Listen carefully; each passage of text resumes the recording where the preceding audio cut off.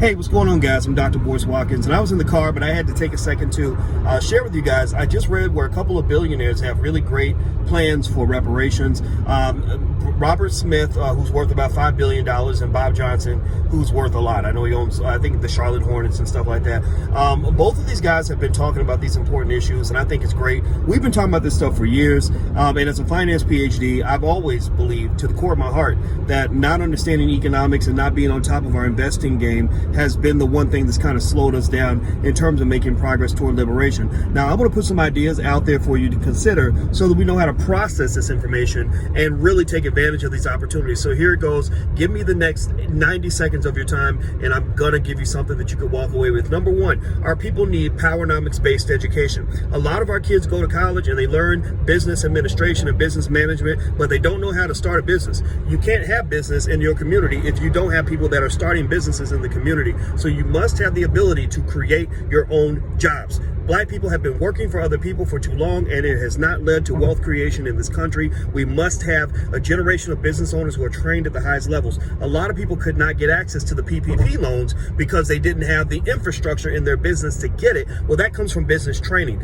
Second of all, when you talk about banks and businesses coming into the community, Robert Smith talked about that. I loved what he said, and I agree with him 100%. We need to capitalize community banks that can make loans to business owners and homeowners in those communities. That has been lacking for far too long. But here's what I want, though. I don't want to see a bunch of white businesses coming into black neighborhoods. We already got that. We already have a bunch of businesses from other communities coming into our neighborhoods, coming in for a money grab, sucking up all the cash, taking in all the consumer spending power, sucking up that 1.3 trillion like a vacuum cleaner and running off with a bag of money, and then the community's left depleted. No, we need the business owners in our community to be trained to run quality businesses. They also need to be given access to tens of thousands, hundreds of thousands, and eventually millions of dollars of capital individually, so they can go and start businesses and build teams and run the companies that are going to run our communities and create those jobs. We're not here to go work for other people. We've already done the servitude thing. That has not worked out well for us.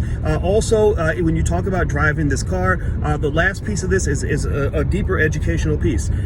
Black kids get sent to these schools being run by non-black people, and our children are coming out illiterate, can't hardly read, can't write, ain't ready for nothing after they finish school, and don't have the first clue on how to build in their community. Well, there are hundreds and hundreds and hundreds of schools already set up, run by black people, that could use funding. So I would love it if these individuals will go and partner with schools like Freedom Home Academy in Chicago, or the Muhammad University of Islam in Chicago, and other places that are all over the United States, and help these schools have the funding that they need so that black people can obtain something that is incredibly powerful, which is economic sovereignty. We must have the ability to own the property in our community. We must be able to educate the children in our community. We must be able to create the jobs in our community. We must run the businesses in our community. That's what black people want. That's what freedom looks like. That's what repair and reparations looks like. I took a little bit longer than 90 seconds, but I hope that you get my point. So make sure you subscribe to the Black Financial Channel. That's theblackfinancialchannel.com. We're going to be talking about these things on a daily basis. Number two, go to theblackbusinessschool.com. We have over 100,000 students, and we educate them for 20, 30, 40, 50 bucks, 100 bucks, whatever it is that you can pay.